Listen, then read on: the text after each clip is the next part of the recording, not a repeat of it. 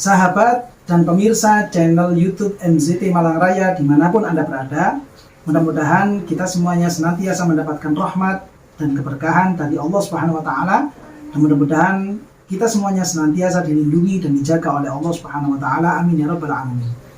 Menanggapi pertanyaan yang masuk pada kolom komentar di beberapa video kami yang sebelum-sebelumnya, kami berupaya untuk menanggapi satu persatu dari pertanyaan-pertanyaan yang telah masuk, dan kesempatan kali ini yaitu pertanyaan yang diajukan oleh channel YouTube atas nama Suliani Kuncu, yang mana beliau juga tanya, Ustadz, saya mau tanya, hamil di luar nikah dan anaknya perempuan. Hamil di luar nikah, anaknya perempuan, dan sang ayah sudah meninggal dunia.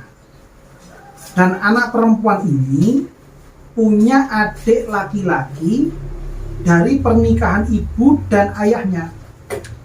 Apakah adik laki-laki ini bisa menjadi wali nikah? Itu pertanyaan dari akun dengan atas nama Suliani Kuncu. Jadi kasusnya itu, saya ulangi lagi mungkin pertanyaannya biar lebih jelas. Hamil di luar nikah dan anaknya perempuan. Jadi sebelum terjadi akad nikah, ini sudah terjadi suatu hubungan badan, atau kalau bahasa kitabnya itu disebut dengan perzinaan. Lalu kemudian ternyata di kemudian hari yang lahir itu ternyata bayinya adalah perempuan. Si ayah meninggal dunia.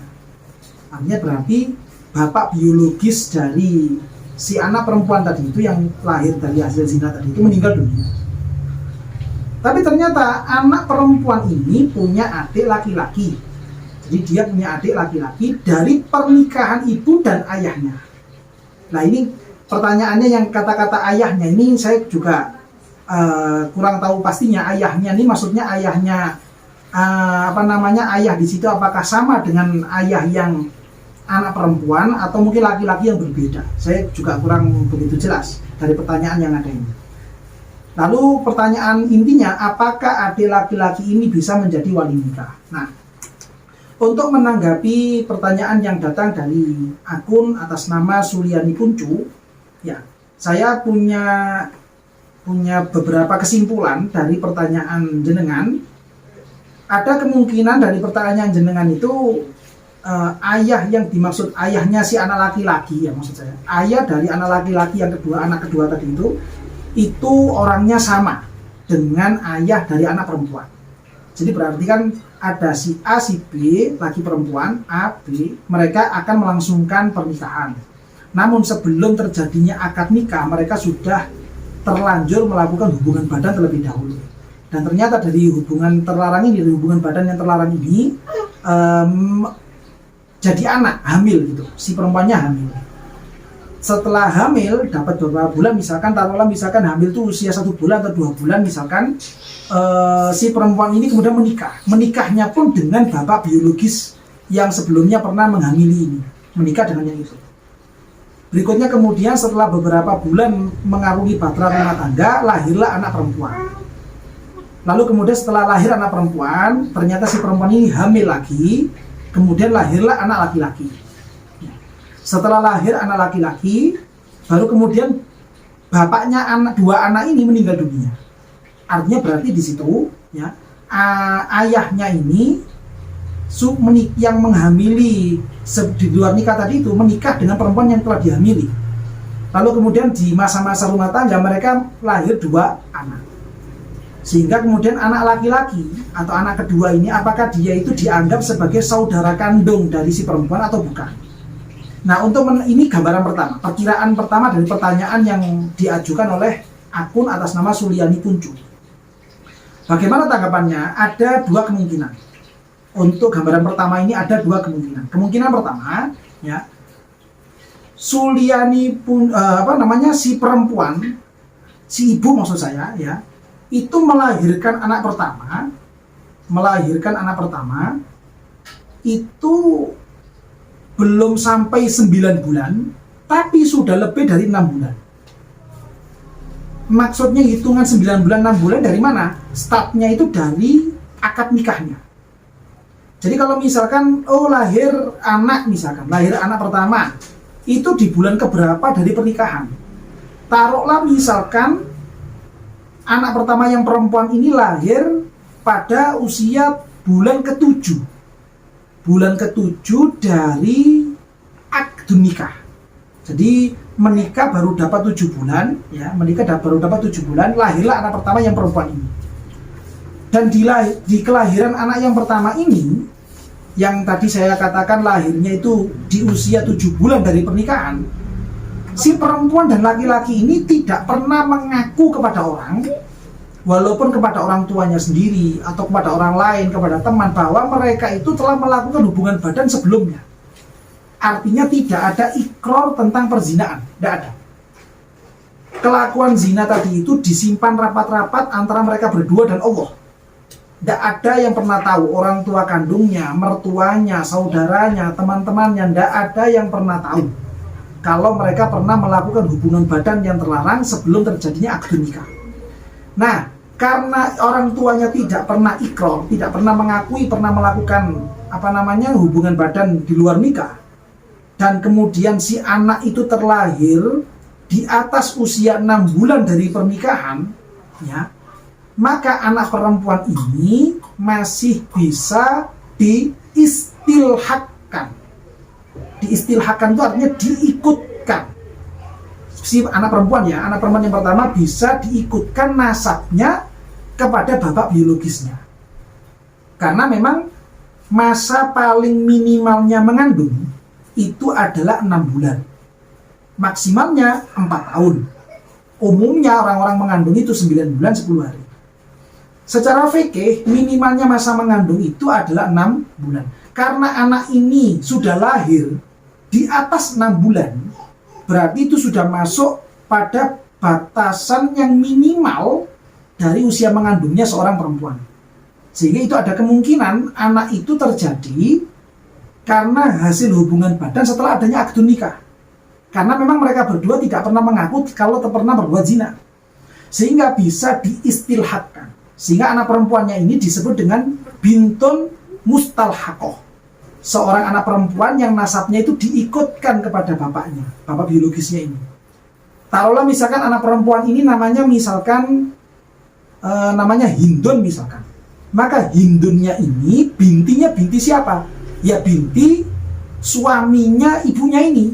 Taruhlah misalkan bapaknya ini namanya misalkan Zaid misalkan.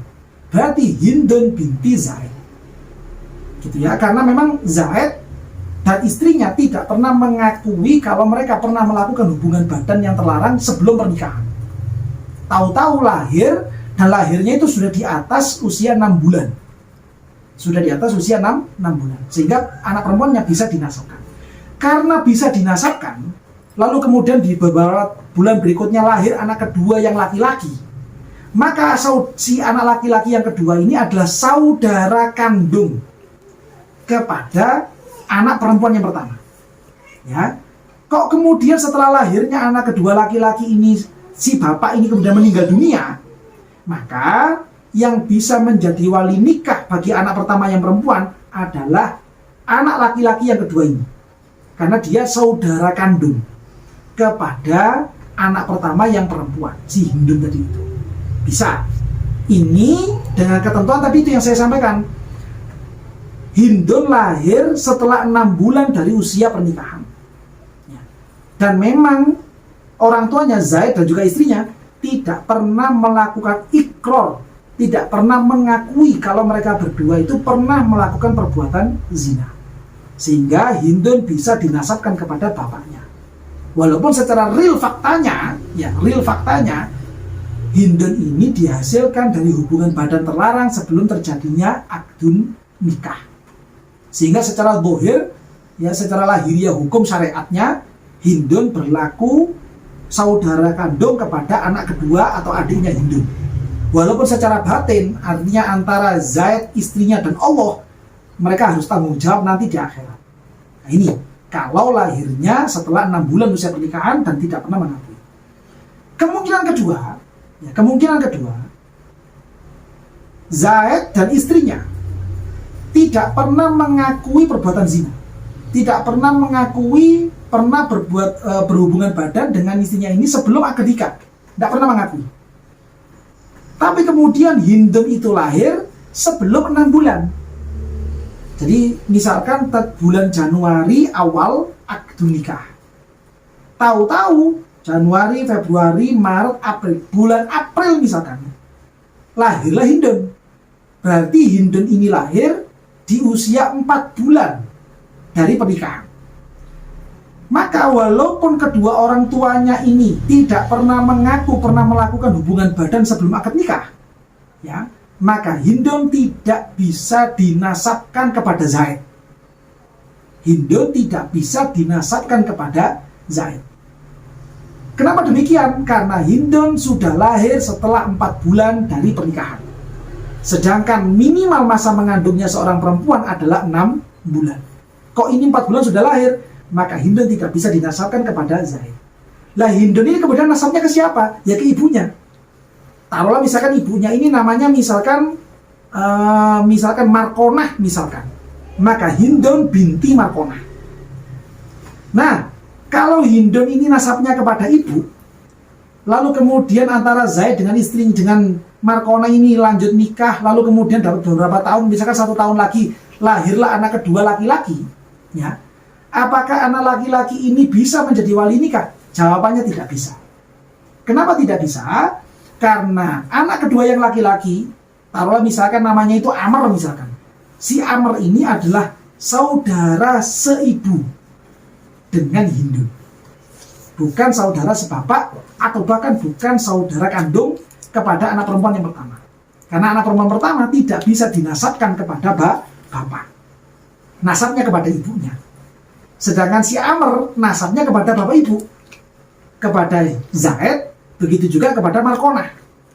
Berarti si Hindun adalah saudara seibu kepada Amr. Dengan Amr, si Hindun ini, ya, si Hindun saudara seibu dengan Amr. Karena mereka berdua adalah saudara seibu, maka Amr tidak bisa menjadi wali nikah kepada Hindun ketika Hindun akan menikah. Lah kalau Hindun ini akan menikah, walinya siapa? Mau tidak mau harus wali hakim. Mau tidak mau harus wali hakim.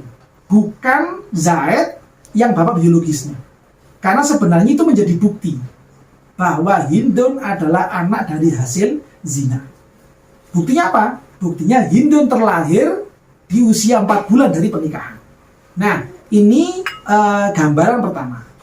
Gambaran pertama dari pertanyaannya akun atas nama Suliani Puncu, ya. Jika memang ternyata ayahnya Amr, ya, ayahnya Amr itu adalah ayah biologis dari anak pertama yang perempuan bernama Hindun. Ini mungkin kiranya pada ulasan kali ini yang bisa saya sampaikan. Untuk misalkan untuk gambaran kedua, insya Allah akan kami sampaikan pada video yang kedua berikutnya, supaya tidak terlalu panjang pada video kali ini. Dan mudah-mudahan keterangan yang singkat ini bisa memberikan jawaban kepada saudara Suliani Puncu dan bisa memberikan keberkahan kepada semuanya. Amin ya rabbal alamin.